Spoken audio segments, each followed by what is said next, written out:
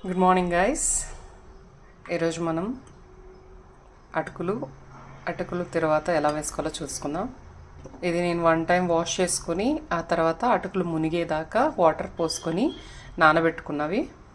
ఆ తర్వాత కావాల్సిన ఇంగ్రీడియంట్స్: గ్రీన్ చిల్లీ, మీకు తగినంత కారం, tomato, capsicum, onion and ginger, as usual కొంచెం కరివేపాకు.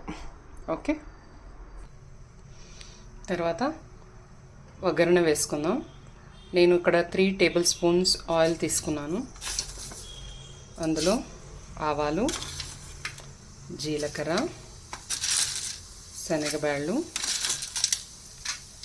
ఉద్దిబ్యాళ్ళు,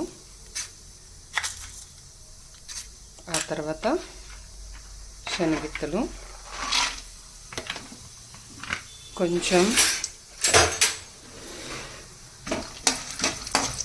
వేగాక మనం ఇందులో కరివేపాకు, చిల్లీ వేసుకొని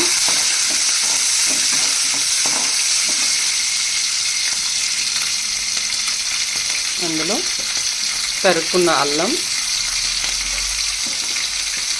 ఆనియన్స్, క్యాప్సికమ్ కూడా వేసుకుందాం.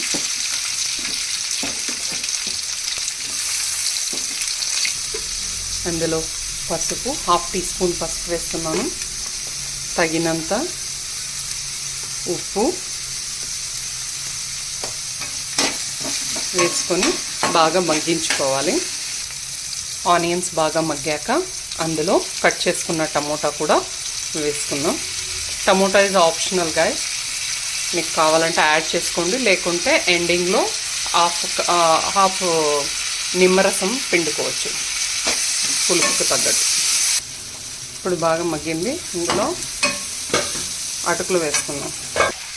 అటుకులు వేసి బాగా కలిపి పెట్టి 5 మినిట్స్ సిమ్లో పెడితే poha ready. Poha ready. Now we need to garnish with